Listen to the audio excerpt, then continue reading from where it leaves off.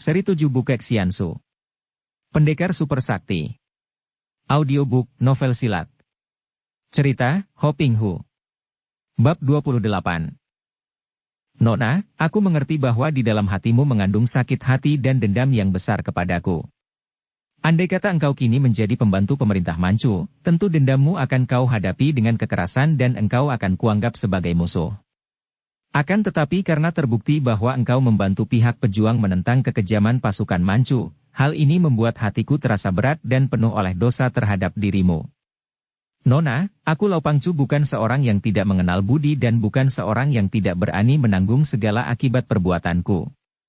Aku yang membuat keluarga Nona terbasmi, yang membuat keluarga Nona terlantar, dan menyaksikan sepak terjangmu, kini aku siap menerima pembalasanmu. Engkau boleh membunuhku untuk membalas dendam keluargamu. Silakan, aku tidak akan melawan dan menyerahkan nyawaku sebagai tebusan dosaku kepadamu. Lulu mengangkat mukanya yang basah air mata memandang kakek itu, kemudian ia menangis lagi, menutupi muka dengan kedua tangan dan kepalanya digeleng-gelengkan. Tidak. Tidak, setelah aku menyaksikan sepak terjangmu, setelah aku mendengar kata-katamu dan mengenal watakmu sebagai seorang gagah perkasa, seorang pendekar sejati, bagaimana aku dapat membunuhmu? Apalagi setelah menyaksikan keganasan perwira-perwira Manchu. Biarlah kuanggap bahwa ayah sekeluarga terbasmi oleh perang, bukan oleh tanganmu, Lau Pangcu. Engkau membasmi mereka bukan karena benci pribadi, melainkan karena perjuanganmu, karena perang. Biarlah, aku akan melupakan semua itu. Lau Pangcu terbelalak, menghela napas dan mengeluh. Aduh, baru sekali ini selama hidupku bertemu dengan seorang wanita semuda engkau, memiliki kebijaksanaan yang begini besar. Sikapmu merupakan tusukan pedang yang tiada bandingnya, menembus hatiku. Nona, tahukah engkau betapa sikapmu ini membuat aku jauh lebih menderita penuh penyesalan selama hidup daripada kalau engkau menusuk mati aku dengan pedangmu? Aku telah membasmi keluargamu. Dan engkau tidak mau membalas dendam. Satu-satunya jalan bagiku, biarlah aku menjadi pengganti keluargamu, menjadi ayah ibumu, biarlah aku mengambil engkau sebagai anakku, kalau engkau sudi. Mendengar ini, Lulu terisak, menurunkan kedua tangan, memandang kakek itu dengan sepasang matanya yang lebar, kakek yang telah menyelamatkan nyawanya, kakek yang telah membasmi keluarganya. Kemudian ia mengeluarkan jerit lirih menubruk maju dan berlutut di depan kakek Lau Pangcu. Ayah. Sepasang mata kakek tua itu menitikkan 2 butir air mata dan dengan penuh keharuan ia mengangkat bangun gadis itu, memegang kedua pundaknya dan menatap wajah cantik jelita dengan sepasang mata lebar yang masih mengucurkan air mata. Anakku, engkau anakku, siapakah namamu? Lulu. Nama yang bagus. Lulu, aku akan membimbingmu, melatihmu. Engkau memiliki sinkang yang luar biasa dan gerakanmu cepat sekali. Amat menakjubkan, hanya ilmu silatmu yang belum matang. Aku akan menurunkan semua kepandaianku dan kelak engkau menjadi orang yang lebih lihai daripada aku sendiri. Akan tetapi aku heran sekali, siapa yang mengajarimu berlatih sehingga memiliki sinkang begitu hebat dan memiliki kebijaksanaan yang belum tentu dimiliki seorang pendeta sekalipun? Lulu yang merasa amat terharu dan juga berbahagia karena kini merasa mendapatkan seorang ayah, sambil bersandar di dada, ayah. Ini menjawab manja, seperti kalau ia bersikap manja kepada Han Han. Ayah, yang mengajarku adalah kakakku sendiri. Kembali Lau Pangcu terkejut, memegang kedua pundak, anaknya, itu dan memandang wajahnya dengan tajam. Kakakmu? Engkau mempunyai kakak? Bukankah kau katakan tadi bahwa yang hidup hanya tinggal engkau seorang? Kalimat terakhir ini diucapkannya dengan pahit, mengingatkan dia bahwa dia yang membunuh semua keluarga gadis yang kini menjadi anaknya itu. Kakak angkat, ayah. Oh, jadi engkau mempunyai seorang kakak angkat dan kini mempunyai seorang ayah angkat, anakku? Agaknya engkau memang seorang yang amat baik budi sehingga banyak orang yang suka kepadamu. Kakakmu itu tentu lihai sekali. Kakakku adalah orang yang paling hebat dan lihai di seluruh dunia ini. Ayah, bocah ini adalah teman si keparat Han Han. Tiba-tiba terdengar seruan nyaring disusul berkelebatnya bayangan orang dan tahu-tahu di situ telah berdiri seorang gadis cantik gagah yang dikenal Lulu karena gadis itu bukan lain adalah Lau Xin Lian, murid Xiao Lim Chit Kiam yang amat lihai dan yang pernah bentrok dengan Han Han ketika mereka berdua baru keluar dari Pulau Es. Ketika dia dan kakaknya membantu para piausu Hawa Sanpai yang diserang orang-orang Xiao Limpai yang mereka kira perampok. Melihat Xin Lian yang bersikap kasar terhadap kakaknya namun yang ia duga mencinta kakaknya itu, Lulu tersenyum dan memandang dengan matanya yang lebar. Sebaliknya, Xin Lian memandang dengan mata penuh kebencian, bahkan lalu membentak dan melangkah maju. Dia dan Han Han membantu penjahat-penjahat Hawa Sanpai dan matinya dua orang suhuku mungkin karena mereka. Melihat puterinya maju hendak menerjang Lulu, Lau Pangcu cepat melompat ke depan Xin Lian, menghadang dan berseru. Lianji, tahan dulu. Dia ini adalah adikmu. Mendengar ini, Xin Lian begitu kaget dan heran sehingga ia tiba-tiba menghentikan gerakannya, berdiri seperti arca dalam keadaan masih memasang kuda-kuda siap menyerang. Matanya memandang kepada ayahnya penuh pertanyaan. Apa? Apa artinya ini, ayah? Aku telah mengangkat Lulu ini sebagai anakku, Xin Lian. Dia telah membantu para pejuang dan hampir mengorbankan nyawanya untuk perjuangan, selain itu. Dia adalah putri keluarga perwira Manchu yang terbasmi di tanganku. Dan satu-satunya jalan bagiku untuk menebus dosaku kepadanya, yang sama sekali tidak mendendam kepadaku, mengambil dia sebagai anakku, dan aku melarang engkau mengganggu adikmu sendiri. Berubah wajah Xin Lian agak pucat dan ia membantah. Akan tetapi dia dan Han Han bersekutu dengan Hoa Sanpai memusuhi Xiao Limpai. Tidak sama sekali, Enci Lian. Lulu berkata dengan sikap tenang. Pandang matanya yang indah tajam, wajah cantik jelita yang tersenyum cerah, suara yang bening halus itu mengagumkan hati Xin Lian. Kami sama sekali tidak pernah bersekutu dengan Hawa Sanpai, dan tidak pernah pula memusuhi Xiao Limpai. Semua yang dilakukan kakakku hanyalah karena salah paham belaka. Kakakmu? Xin Lian bertanya, bingung. Lulu tersenyum dan wajahnya berseri. Benar, dia adalah kakakku, kakak angkatku. Apakah engkau kira dia itu kekasihku, Enci Lian? Memang kekasihku, karena Han Koko adalah orang yang paling kukasihi di seluruh dunia ini, kemudian tentu saja ayahku dan engkau ciciku. Pandang mata penuh kebencian itu melunak dan Xin Lian tak dapat berkata-kata. Adapun Lau Pangcu ketika mendengar bahwa anak angkatnya ini juga adik angkat Han Han, menjadi terkejut dan berseru. Ah, sungguh tak kusangka kakak angkatmu adalah Han Han. Bocah itu. Ceritakanlah, Lulu anakku, tentu menarik ceritamu. Xin Lian, duduklah dan kita mendengarkan ceritanya agar semua persoalan menjadi terang. Setelah mereka bertiga duduk, Lulu menghela napas dan berkata. Kasihan sekali kakakku Han Han. Karena mengira murid-murid Xiao Limpai hendak merampok dan menghadang para piausu Pek Eng Tiao Kiok yang menjadi murid-murid Hawa Sanpai.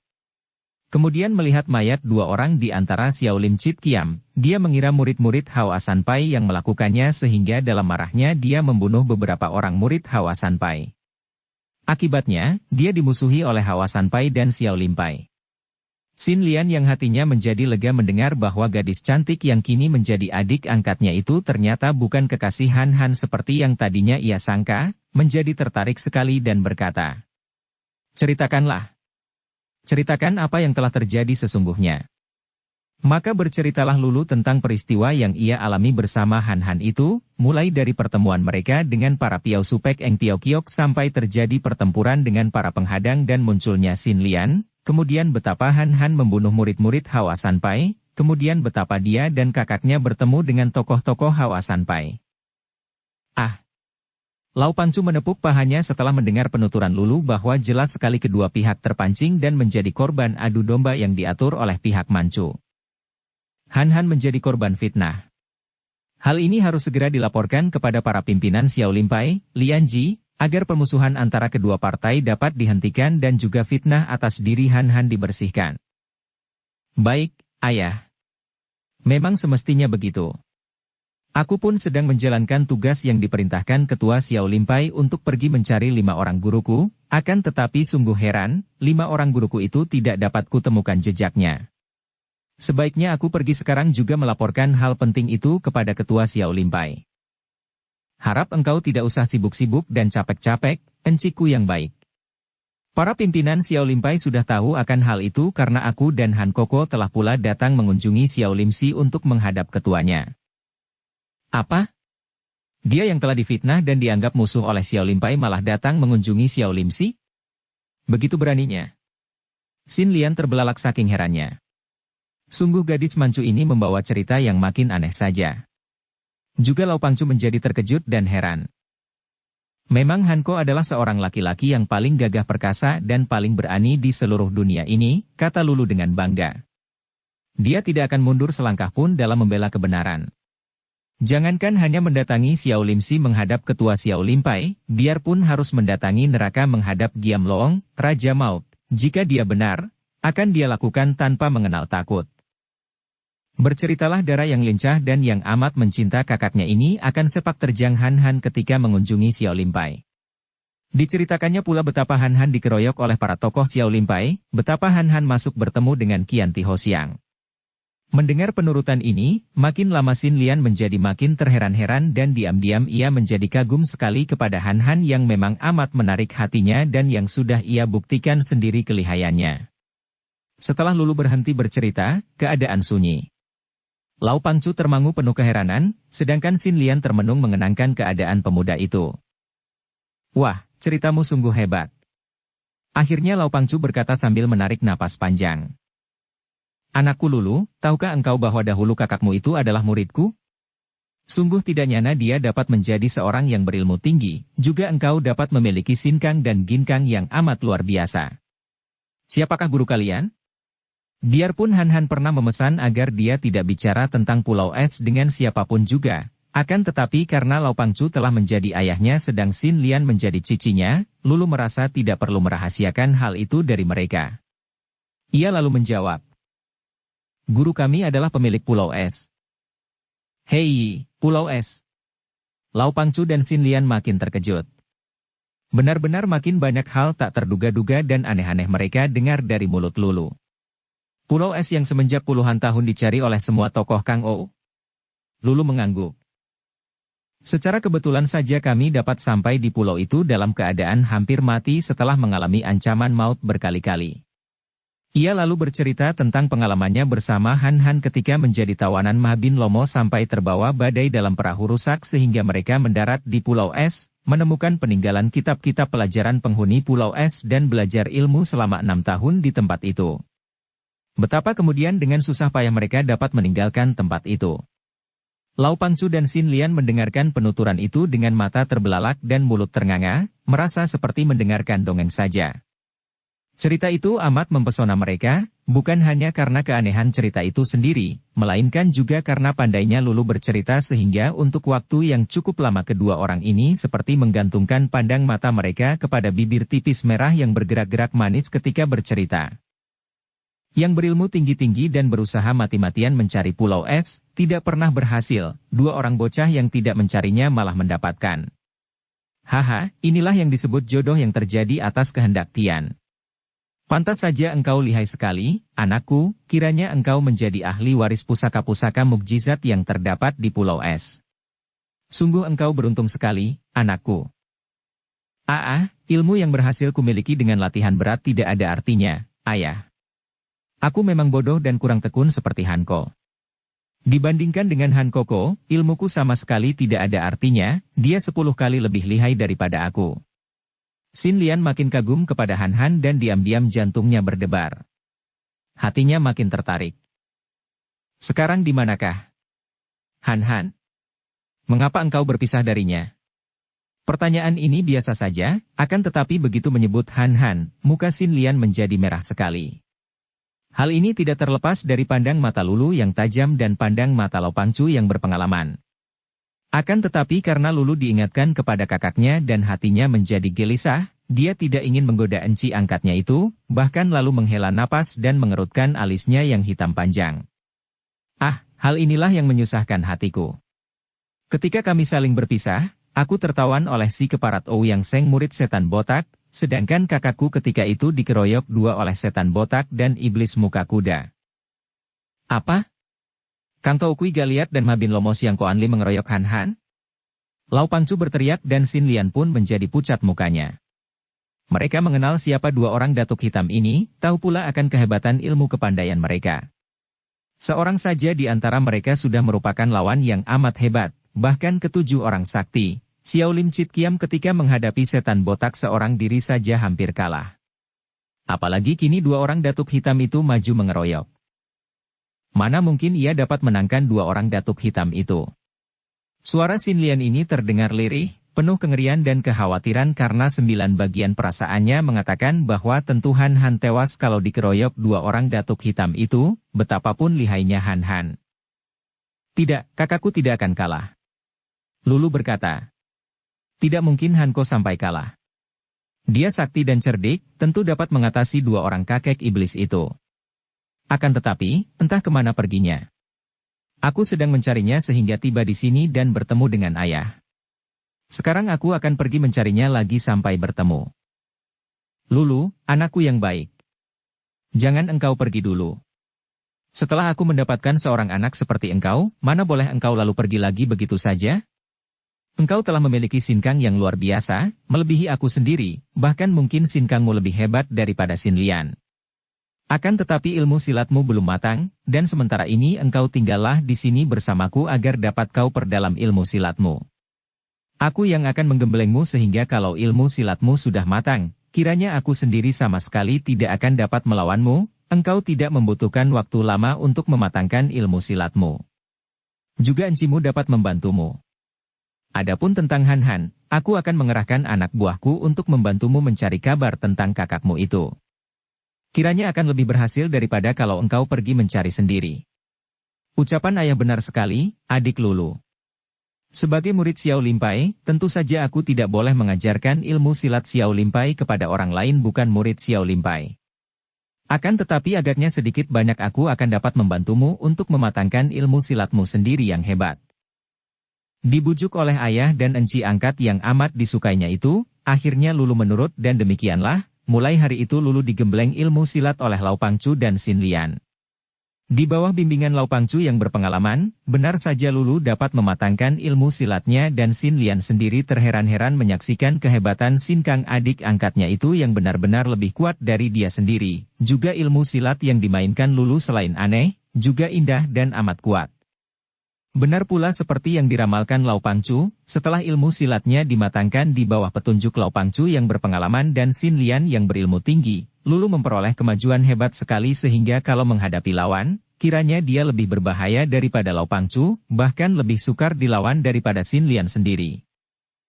Hal ini adalah karena ilmu silatnya tidak dikenal orang, berbeda dengan ilmu silat Xin Lian yang merupakan ilmu asli dari Xiao Limpai. Semenjak pertemuannya dengan Lulu dan mengangkat Lulu sebagai anak, semangat Lau Pangcu dalam perjuangan menentang bangsa Manchu menurun secara menyolok sekali. Biarpun ia tidak pernah melarang anak buah Pek Lian Kaipang melanjutkan perjuangan mereka menentang pemerintah kerajaan Cheng, Manchu, namun ia sendiri tidak aktif bergerak, bahkan lalu mengundurkan diri kembali ke sarang Pek Lian Kaipang di lembah Sungai Huangho sebelah selatan di mana ia bersama Xin Lian setiap hari berlatih silat dengan Lulu. Hubungan antara Lulu dan Xin Lian makin akrab dan mereka saling mencinta seperti adik dan kakak kandung. Lulu memang memiliki sifat periang jenaka dan lincah sehingga mendatangkan rasa suka kepada siapa saja. Juga ia jujur, polos terbuka di samping memiliki kecerdikan dan wawasan yang tajam. Pada suatu hari, beberapa bulan setelah mereka tinggal di lembah Huangho, Lulu dipancing dengan pertanyaan-pertanyaan oleh Xin Lian tentang diri Han Han. Diam-diam Lulu mentertawakan encinya ini, akan tetapi secara cerdik dan nakal ia malah bercerita tentang Han Han secara berlebihan. Dipuji-pujinya kakaknya itu setinggi langit, dipuji kegagahannya, ketampanannya, kebaikan budinya dan kepandaiannya. Di waktu kecil dahulu, dia adalah sahabatku, kata Xin Lian perlahan dengan pandang mata melamun, terkenang akan masa lalu, ya, dia pernah bercerita tentang dirimu, Enci Lian. Betulkah? Apa yang ia katakan tentang aku? Tanya Xin Lian, wajahnya berseri. Lulu tersenyum. Ia pernah mengatakan bahwa engkau adalah seorang yang amat baik budinya. Wajah Xin Lian menjadi merah, akan tetapi matanya bersinar-sinar. Ah, dahulu aku bersikap galak kepadanya, mana baik budi. Akan tetapi, dia betul-betul memujimu, agaknya dia senang akan kegalakanmu, Enci Lian. Kakakku memang sabar dan suka mengalah. Hal ini di samping segala kebaikannya membuat banyak gadis jatuh hati kepadanya. Di sepanjang perjalanan kami kulihat banyak wanita jatuh cinta kepadanya. Xin Lian menengok dan memandang dengan gerakan cepat. Bagaimana engkau bisa tahu, adikku? Hai Hik, bagaimana aku tidak tahu?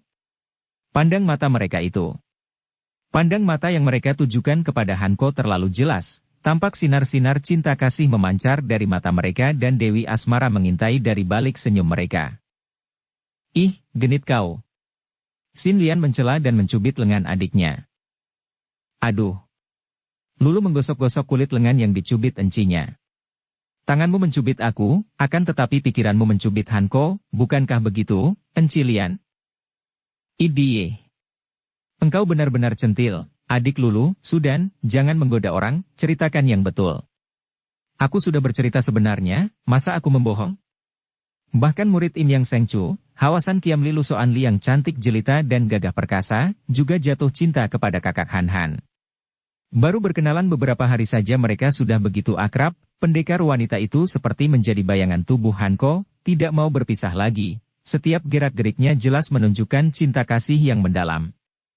Lulu menghentikan kata-katanya ketika melihat betapa wajah Xin Lian yang tadinya merah itu kini berubah agak pucat dan sinar mata yang tadinya berseri itu menjadi agak muram. Ia merasa kasihan dan cepat-cepat ia menyambung. Akan tetapi, Hawasan Kiam Li itu akan kecelik kalau mengira bahwa Han Koko mudah saja terjebak panah asmara. Wah, sama sekali tidak. Han Koko terlalu murni dan bersih, tidak pernah mengingat tentang asmara, apalagi bicara tentang itu. Han Koko adalah seorang pemuda perkasa yang belum pernah diusik panah asmara, masih bersih dan mulus seperti mutiara belum digosok. Senang sekali hati Lulu melihat betapa kata-katanya mengembalikan warna merah di kedua pipi enci angkatnya. Dan lagi Han Koko tentu akan merundingkan soal jodohnya dengan aku, kalau sudah tiba saatnya, karena di dunia ini dia tidak punya siapa-siapa kecuali aku yang menjadi adiknya. Dan aku tentu tidak akan menyetujui dia berjodoh dengan Hawasan Kiam Li atau gadis manapun juga, biar putri kaisar sendiri. Dengan wajah heran akan tetapi tidak keruh lagi pandang matanya, Xin Lian memandang Lulu dan bertanya. Mengapa tidak setuju, adikku? Karena aku telah menemukan seorang gadis yang betul-betul mencintanya dengan seluruh jiwa raganya, yang betul-betul cantik jelita, betul-betul gagah perkasa, dan betul-betul berbudi mulia sehingga cocok sekali untuk menjadi teman hidup Han Koko selamanya. Kembali wajah cantik itu kehilangan sinarnya dan suara Xin Lian agak menggetar ketika bertanya. Siapa? Siapa dia, adikku? Lulu menengadah, seolah-olah hendak minta nasihat dari awan dan perlahan-lahan ia menjawab. Gadis itu, yang kuanggap paling cocok untuk menjadi jodoh Han Koko, dikatakan dekat amatlah jauhnya karena dia sendiri tidak tahu bahwa dialah pilihanku, dikatakan jauh amatlah dekatnya karena saat ini ia duduk di depanku. Aduh. Aduh. Tobat, enci. Lulu menjerit dan meronta-ronta sehingga cubitan pada pahanya terlepas dan ia meloncat dan lari menjauhkan diri dari Xin Lian yang mukanya menjadi merah seperti udang direbus. Wah, engkau terlalu. Enci Lian mencubit paha orang sampai lecet. Awas kau, kelak kulaporkan kepada Han Koko, biar kau dicubit sampai habis. Hai Hik. Lulu. Suara Xin Lian terdengar marah. Engkau yang terlalu, engkau sudah melampaui batas mempermainkan aku. Apakah engkau sengaja hendak menghina encimu? Melihat Xin Lian marah, Lulu menghampiri dan merangkulnya, mencium pipinya dan merebahkan muka di dada yang membusung itu. Enci Lian, enciku yang baik, masa engkau tega marah-marah kepada adikmu? Aku sayang kepadamu, enci, dan biarpun aku tadi main-main, akan tetapi main-main karena ada dasarnya. Main-main yang bisa menjadi sungguhan. Atau, engkau hendak menyangkal dan membohongi hati sendiri bahwa engkau mencinta Han Koko? Terdengar isak tertahan di dada Xin Lian. Ia balas memeluk adiknya dan tidak menjawab. Ketika Lulu mengangkat muka memandang dan melihat Xin Lian menitikkan 2 butir air mata, Lulu bertanya lirih. Salahkah dugaanku, enci? Kelirukah aku bahwa engkau mencinta Hanko? Xin Lian menggigit bibir, mengejapkan mata, kemudian mengangguk. Lulu tersenyum gembira lalu berloncatan menari-nari mengelilingi Xin Lian. Bagus. Bagus. Wah, aku girang sekali. Engkau enciku menjadi sosokku, kakak iparku, sama saja. Wah, aku bahagia sekali, enci. Calon sosok yang baik. Lulu merangkul dan menciumi kedua pipi Xin Lian. Mau tidak mau Xin Lian tertawa juga, mengusap air matanya dan memegang kedua pundak Lulu. Lulu, adikku yang nakal. Hanya kepadamulah aku sudi membuka rahasia hatiku ini. Bahkan di depan ayahku sekalipun aku tidak akan suka mengaku. Akan tetapi, hendaknya engkau menutup mulut dan memegang rahasia ini, adikku. Biarpun aku mencinta orang, harus diselidiki lebih dahulu apakah orang itu akan membalas cintaku. Dan dia masih belum diketahui berada di mana. Karena itu, ku minta, mulai detik ini, jangan kau bicara lagi tentang dia. Tak mungkin aku tidak boleh bicara tentang dia, hanya aku tidak akan menyinggung perasaanmu, Enci Lian. Dan aku berjanji kelak akan mengusahakan dia membalas cinta kasihmu. Sudahlah, lebih baik mari kita berlatih lagi. Kemajuanmu sudah hebat dan beberapa bulan lagi saja aku takkan kuat menandingimu. Kedua orang darah jelita itu lalu berlatih silat dengan tekun. Sampai setahun lebih Lulu berada di lembah Huangho, berlatih silat di bawah bimbingan ayah dan enci angkatnya sehingga dia memperoleh kemajuan hebat. Kemudian timbul lagi rasa rindu dan khawatirnya terhadap Han Han, maka ia minta diri dari ayah angkatnya untuk pergi mencari kakaknya. Lau Pangcu sebetulnya tidak rela melihat putri angkatnya yang amat dikasihinya itu pergi. Akan tetapi karena maklum bahwa hati Lulu tidak akan bahagia sebelum dapat menemukan kembali Han Han terpaksa ia berkata. Aku merasa menyesal sekali bahwa usahaku menyebar anak buahku untuk mencari kakak angkatmu itu selama ini sama sekali tidak ada hasilnya, Lulu. Tidak ada seorang pun di dunia Kang Ou mendengar atau melihat adanya Han Han. Oleh karena itu, sungguh pun hatiku tidak akan tenteram melihat engkau pergi sendiri, namun aku tidak dapat mencegahmu.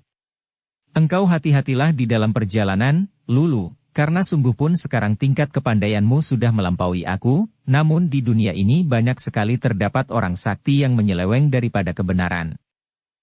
Jangan khawatir, ayah. Kalau aku telah bertemu dengan Hanko, aku akan mengajak dia datang ke sini, terutama sekali untuk bertemu dengan Lian Qi. Lulu melirik ke arah Xin Lian dengan pandang mata dan senyum menggoda. Wajah Xin Lian berubah merah sungguh pun hatinya merasa senang mendengar janji Lulu. Cepat-cepat ia berkata. Lulu Moy, kita dapat melakukan perjalanan bersama. Aku pun hendak pergi mencari 5 orang suhuku dan mengajak mereka mencari Putri Nirahai yang menurut dugaanmu menjadi biang keladi semua permusuhan antara Xiao Limpai dan Hoa Sanpai, dan yang tentu mengetahui siapa sebenarnya yang membunuh Liok Suhu dan Cit Suhu.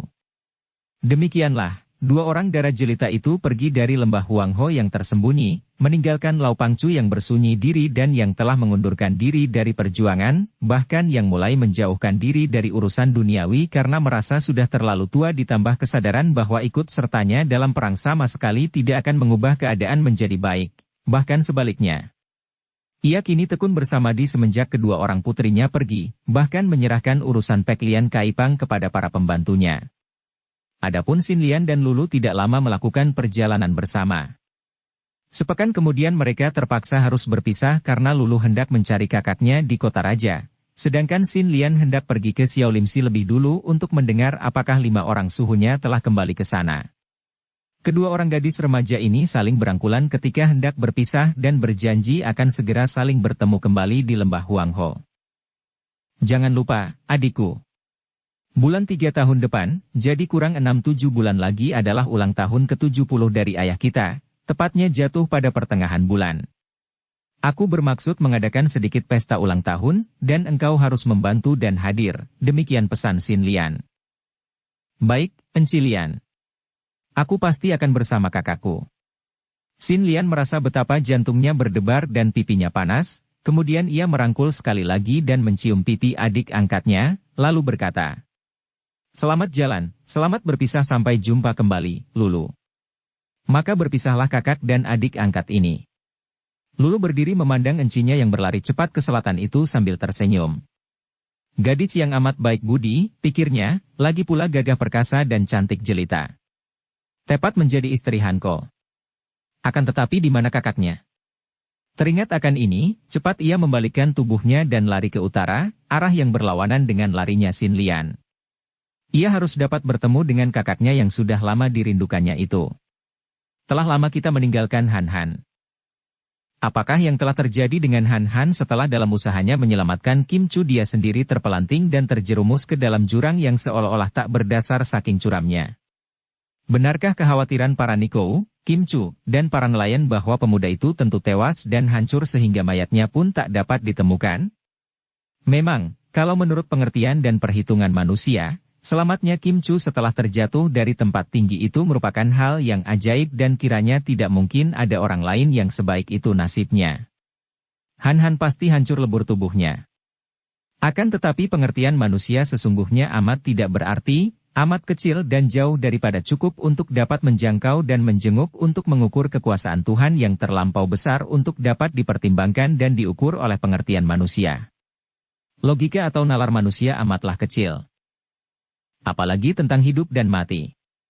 Jika Tuhan menghendaki kematian seseorang, kemanapun dia pergi, biarpun dia bersembunyi ke lubang semut, tidak urung maut akan datang menjemput. Jika menghendaki sebaliknya, biar selaksa macam malapetaka mengancam, dia akan lolos dari bencana. Demikianlah pula dengan Han Han. Agaknya Tuhan memang belum menghendaki pemuda ini tamat riwayat hidupnya, sungguh pun nyawanya sudah berada di ujung rambut, nyaris ia tewas. Ketika ia meluncur turun, lebih cepat daripada tubuh Kim Chu yang ringan, ia menimpa air lebih keras daripada gadis itu. Hal ini adalah karena selama melayang turun ini, pikiran Han Han penuh dengan kekhawatiran akan diri gadis itu. Dia selalu ingat akan menyelamatkan Kim Chu, maka tubuhnya melakukan gerakan melawan sehingga tubuh itu terbanting keras ke permukaan air. Hebat sekali akibatnya, membuat matanya gelap dan ia tenggelam dalam keadaan setengah pingsan. Kebetulan sekali ia jatuh di bagian yang dalam dan airnya amat deras sehingga begitu ia jatuh dan tenggelam, tubuhnya disambar dan dihanyutkan air amat cepatnya. Dalam keadaan pening dan setengah pingsan itu, Han Han menggerakkan kaki tangannya, akan tetapi kakinya yang buntung terasa nyeri sekali, hampir tak tertahankan. Untung baginya bahwa dia memang telah memiliki sinkang yang tinggi dan selama 6 tahun menggembleng diri secara tekun sehingga ia telah memiliki kekuatan menahan napas. Ia membiarkan dirinya hanyut, menahan napas dan perlahan-lahan menggerakkan kedua lengan sehingga akhirnya ia dapat juga mengambang setelah terbawa hanyut amat jauh. Aliran sungai itu makin berbelok-belok dan arusnya kuat sekali. Tubuh Han Han terbanting-banting batu karang menonjol sehingga pakaiannya robek-robek, berikut kulit tubuhnya. Kakinya terasa makin nyeri, sampai menusuk ke jantung, membuat napasnya terengah dan pandang matanya gelap. Kalau saja Tuhan tidak menolongnya, tentu Han Han tewas dalam keadaan seperti itu. Sungguh amat kebetulan bahwa pada saat itu ia tidak sadarkan diri, pingsan benar-benar, tangannya meraih dan kebetulan lengannya dapat merangkul sebatang pohon yang hanyut. Kedua tangannya mencengkeram ranting-ranting dan daun, dan pingsanlah dia setengah bergantung pada cabang pohon, di bawah hanyut arus air yang makin kuat. Han Han sama sekali tidak tahu karena dia tidak sadar ketika cabang pohon itu dihanyutkan air yang makin kuat arusnya dan tiba di tempat yang sempit dan menurun. Kalau saja ia tidak memeluk kuat-kuat cabang itu di waktu hampir pingsan sehingga tubuhnya kini terbelit-belit ranting, tentu ia sudah terlepas dan tewas ditelan air. Arus air makin kuat dan tibalah di sebuah tikungan. Cabang pohon itu terhalang batu dan karena cepatnya cabang itu dihanyutkan, ketika menghantam batu karang terdorong minggir, ditangkap pusaran air dan dihanyutkan ke pinggir di mana air terpecah memasuki sebuah terowongan. Kiranya sungai di bagian ini mempunyai banyak cabang-cabang, yaitu lubang-lubang di antara batu gunung yang merupakan gua-gua atau terowongan. Cabang pohon yang membawa tubuh Han Han hanyut memasuki terowongan yang amat panjang dan gelap. Lebih dari 2 kilometer panjang terowongan ini, di mana air yang masih deras mengalir di bawah gunung karang. Sampai setengah hari lamanya Han Han di bawah hanyut air sungai. Ketika siuman dari pingsannya, ia telah menggeletak di antara batu-batu kali yang halus dan berwarna hitam. Cabang pohon tadi hanyut oleh air terdampar ke pinggir dan terjepit di antara batu-batu. Untung bagi Han Han bahwa ia rebah terlentang sehingga hanya tubuhnya saja terendam air dangkal, mukanya terapung di permukaan air. Ia membuka mata, mengeluh perlahan karena merasa betapa seluruh tubuhnya nyeri. Akan tetapi pikirannya masih sadar dan segera ia dapat mengingat kembali keadaannya. Tahulah dia bahwa secara gaib sekali Tuhan telah menolongnya sehingga dia tidak tewas ketika terjatuh dari atas tebing yang curam itu. Sejenak ia teringat akan nasib Kim Chu dan cepat ia menggerakkan tubuh, menekankan kedua tangan pada batu hitam. Kim Chu. Ia berseru perlahan. Matanya memandang ke arah air sungai yang masih deras mengalir di tengah, mencari-cari penuh harapan. Kalau dia selamat, kemungkinan besar Kim Chu selamat pula. Kim Chu. Makin keras ia memanggil. Aku selamat, tentu engkau pun selamat.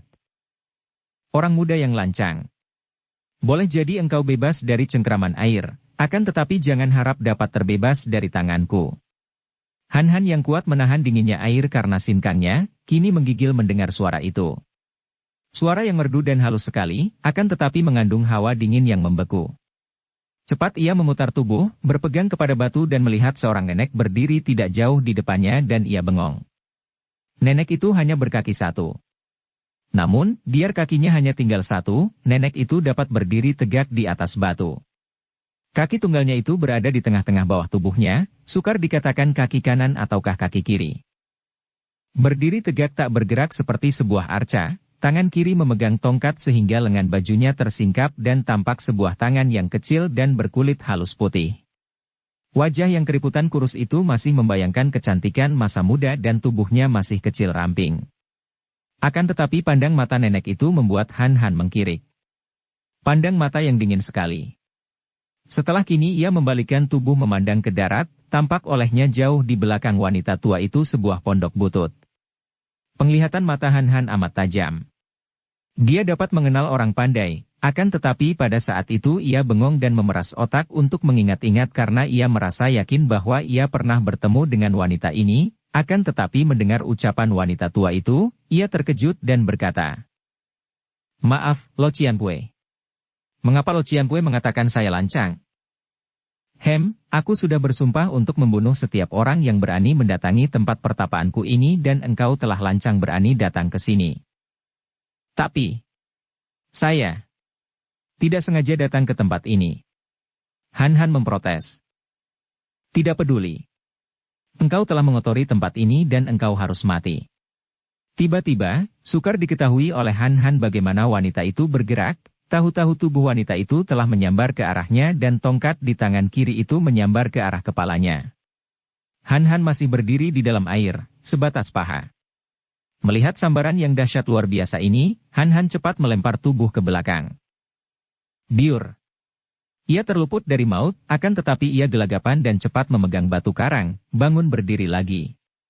Wanita itu telah berdiri di atas batu seperti tadi, pandang matanya yang dingin bersinar marah, keningnya yang tipis berkerut. Agaknya engkau memiliki sedikit kepandaian. Bagus, coba kau hadapi pukulan ini." Sebelum Han-Han dapat mencegah atau membantah, nenek itu telah mendorong dengan tangan kanannya ke depan. Serangkum hawa yang amat dingin menyambar ke arah Han-Han. Cepat pemuda itu membuang diri ke kanan. Tiar. Batu hitam besar yang berada di sebelah kiri pemuda itu pecah berantakan terkena hawa pukulan yang amat dahsyat itu. "Lo Cianpue, tahan." Han-Han berseru, akan tetapi pukulan kedua sudah datang pula, lebih hebat dari tadi. Han-Han kembali mengelak ke kiri. Biur.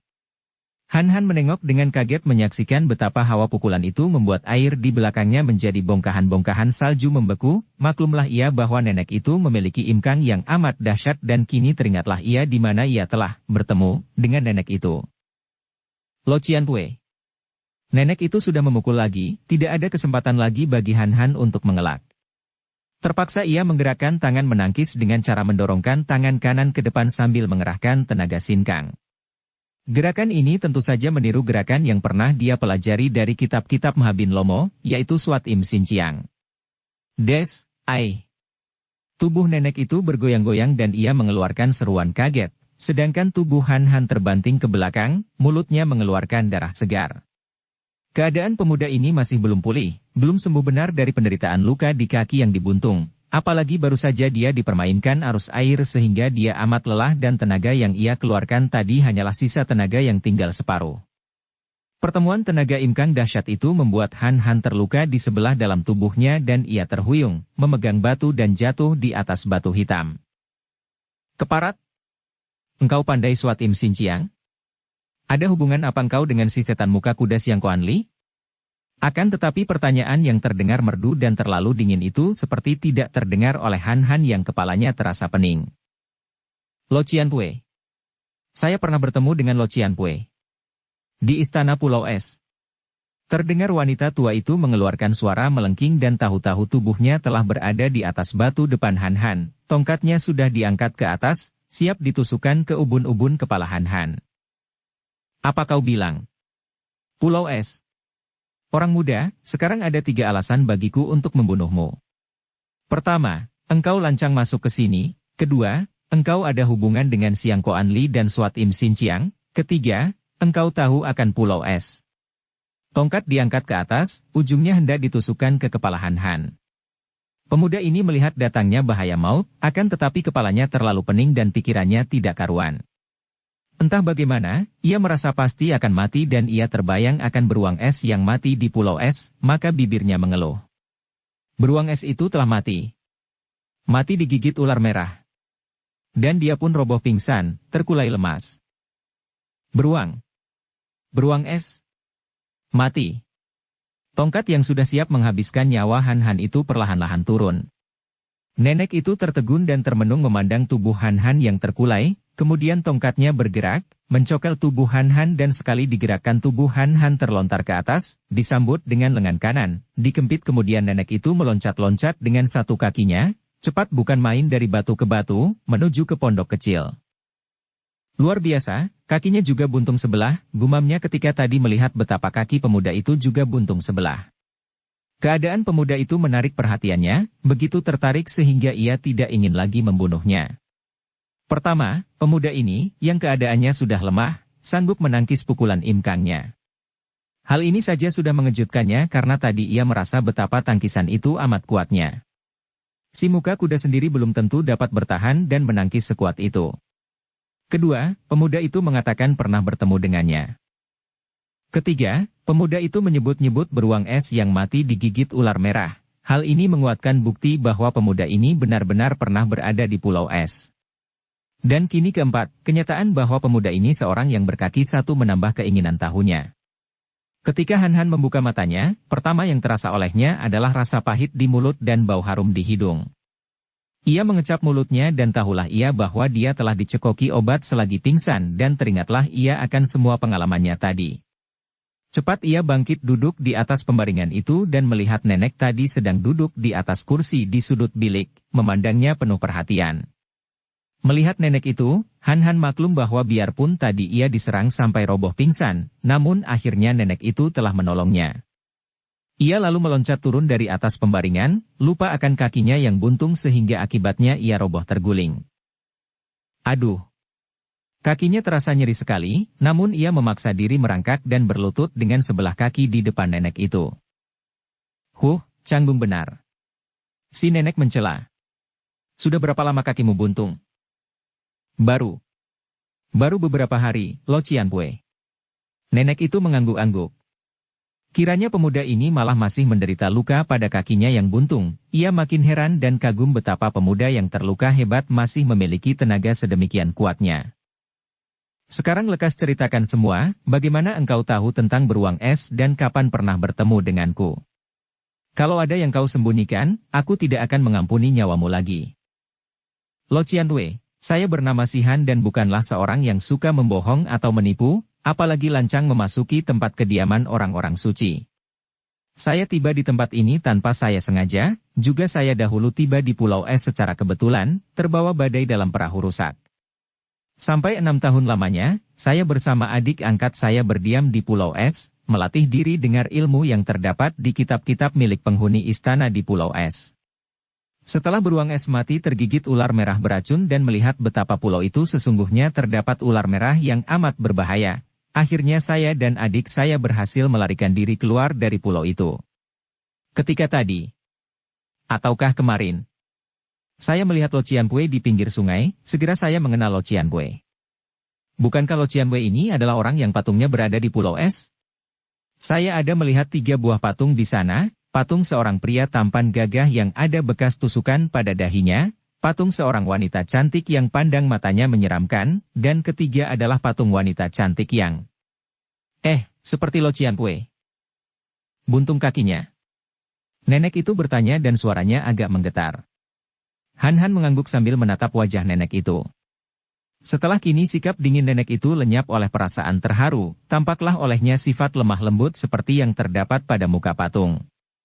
Kiranya wanita yang pada dasarnya berwatak lembut ini sengaja menutup watak aslinya dengan muka dingin, dan hal ini hanya terjadi pada orang yang mengalami penderitaan batin yang amat hebat. Tiba-tiba nenek itu mengangkat muka dan ternyata ia telah dapat menguasai getaran perasaannya, matanya bersinar dingin kembali dan ia berkata, "Benar, akulah patung wanita kaki buntung itu. Dan karena engkau telah mengetahui rahasia ini, telah pula menemukan tempat persembunyianku, lebih kuat lagi alasanku untuk membunuhmu. Bersiaplah, engkau untuk mati." Wanita kaki buntung itu menggerakkan tangan hendak menyerang. Han maklum bahwa dia bukanlah lawan wanita ini, namun telah menjadi wataknya untuk tidak menyerah begitu saja kepada siapapun juga, apalagi kalau dia hendak dibunuh. Timbul rasa penasaran di hatinya dan biarpun tubuhnya lemah dan rasa nyeri di kakinya belum lenyap, ia bersikap nekat hendak melawan dan membela diri. Timbul pula rasa marah. Telah dengan susah payah ia membawa surat-surat peninggalan pria penghuni Pulau Es, dan sekarang secara kebetulan ia bertemu dengan seorang di antara 3 patung di istana Pulau Es, akan tetapi tanpa dosa apa-apa ia akan dibunuh.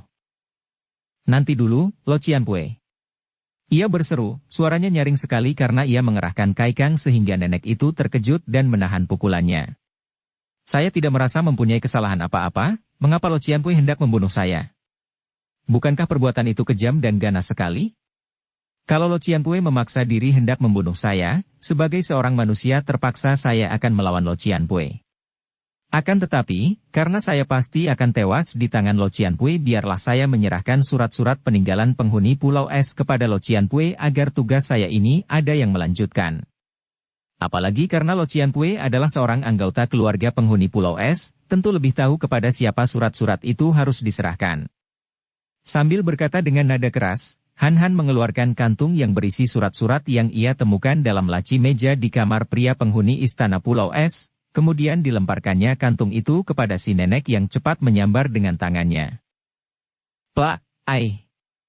Tubuh nenek itu tiba-tiba lenyap dan Han memandang dengan mata terbelalak. Tadi ketika melontarkan kantung surat-surat itu ia sengaja mengerahkan seluruh tenaga sinkangnya. Nenek itu menerima lontaran kantung dengan mudah dan tubuh si nenek seperti sehelai daun kering tertiup angin badai, melayang terbang keluar pintu dan beberapa detik kemudian sudah meluncur lagi memasuki pondok, berdiri di atas kaki tunggalnya dan memandangnya dengan terbelalak. Mereka sama-sama terheran karena peristiwa ini menunjukkan bahwa si nenek mengagumi kehebatan tenaga sinkang Han. Sebaliknya selama hidupnya baru sekali ini Han menyaksikan ginkang yang sedemikian tingginya sehingga gerakan nenek itu seperti orang menghilang saja. Akan tetapi betapa herannya hati Han ketika melihat nenek itu berdiri dengan muka pucat memandang surat-surat dalam kantung yang telah dibukanya, bibir nenek itu gemetar, air mata mengalir turun dari kedua matanya, tangannya dengan jari-jari menggigil mengambil surat satu demi satu, lalu tiba-tiba ia menciumi surat-surat itu, mendekap di dadanya dan terdengar jeritnya lirih. "Aduh! Suheng Hanki Koko! Kanda Hanki!" Nenek itu menekuk lutut kaki tunggalnya dan mendeprok lalu menangis terseduh-seduh, amat mengenaskan. Han melongo, apalagi dalam tangisnya, nenek itu berkali-kali menyebut nama Han Koko, mengingatkan ia akan suara tangisan dan panggilan adiknya, Lulu.